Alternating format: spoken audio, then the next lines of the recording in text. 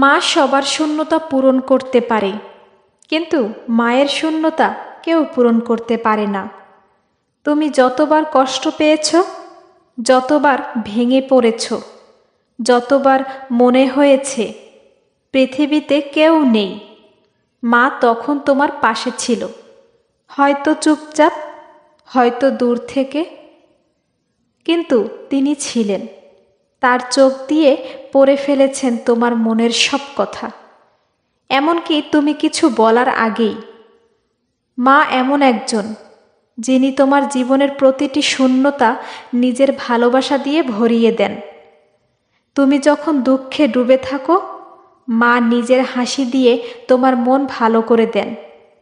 তুমি যখন সফল হও, মা আনন্দে তোমার থেকে বেশি গর্বিত হন।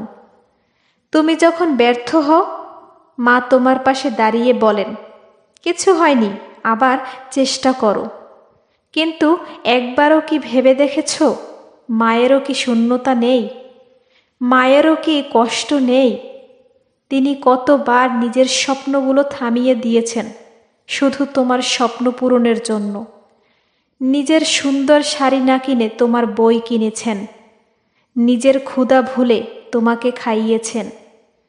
গরমে, বৃষ্টিতে, শীতে তোমার যত্নের জন্য এক মুহূর্ত থামেননি। তুমি ছোট থাকতে মায়ের দিন কাটত তোমার জন্য।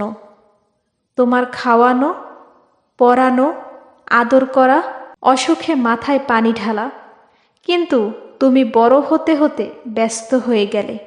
তোমার বন্ধুবান্ধব, কাজ, পড়াশোনা সব কিছুর মাঝে মা যেন ধীরে ধীরে তোমার দিক থেকে হারিয়ে গেলেন। তার ফোনে আর আগের মতো মা কি করছো ডাকো না তুমি।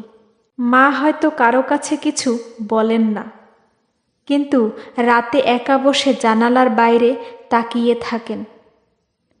মনে মনে ভাবেন, ছোটবেলার মতো কি আর ডাকবে না? এই নীরব শূন্যতা তার হৃদয় ভরে থাকে। কিন্তু তিনি হাসেন, কারণ তিনি মা। যখন মা চলে যান, তখনই বোঝা যায় এই পৃথিবীতে আর কেউ নেই যে তোমার প্রতিটি কষ্ট নিজের মনে নিয়ে নিতে পারে। তখন তোমার ঘরে হয়তো মায়ের ছবি থাকবে, তার কাপড় থাকবে, তার গন্ধ থাকবে, কিন্তু সেই উষ্ণ হাত, সেই মমতার স্পর্শ আর থাকবে না। তখন উৎসবের দিনগুলো ফাঁকা মনে হবে, আনন্দ কেমন যেন অচেনা লাগবে। অনেকেই বলে সময় নাকি সব ব্যথা সরিয়ে দেয়, কিন্তু মায়ের শূন্যতা সময়ও পূরণ করতে পারে না। তুমি যতই বড় হও, যতই সফল হও, যত মানুষই তোমার চারপাশে থাকুক, মায়ের অভাব তোমাকে প্রতিদিন একটু একটু করে কষ্ট দেবে। তাই মা থাকতেই তাকে সময় দাও। তাকে বলো, মা তুমি আমার জন্য কত কিছু করেছো, আমি তোমাকে খুব ভালোবাসি। আর হাত ধরে হাঁটো, তাকে নিয়ে বাইরে ঘুরতে যাও, তার জন্য কিছু কিনে দাও।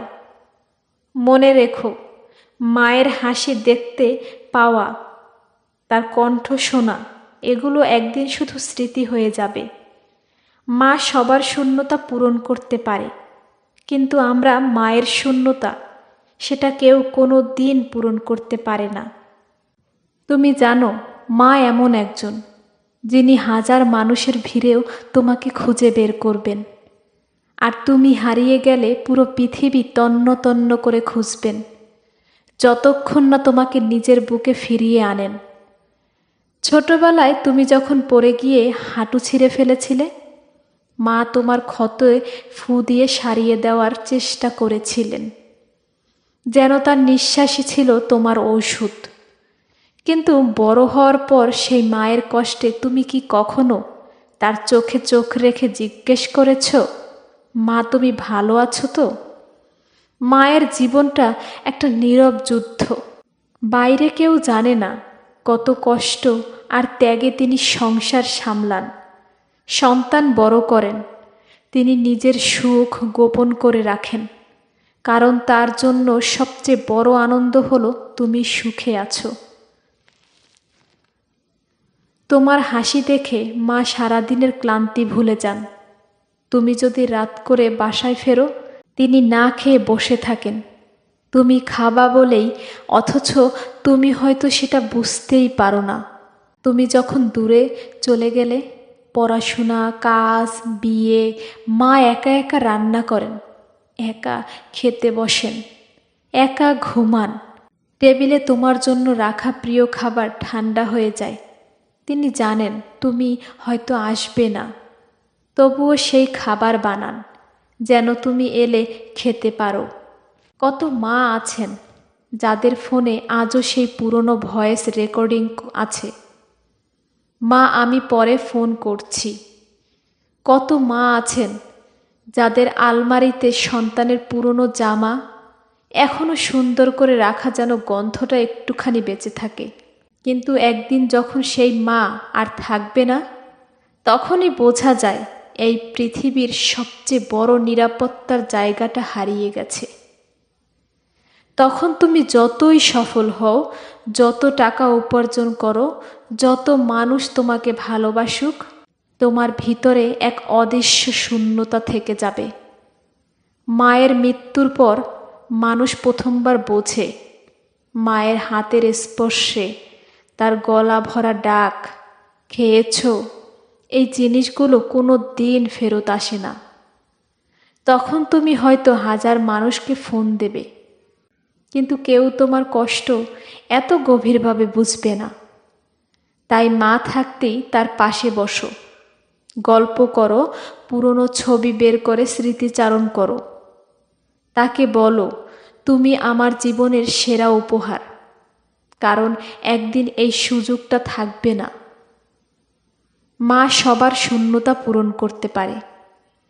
তোমার একাকিত্ব, তোমার অভাব, তোমার কান্না, তোমার ভয়, সব কিছু।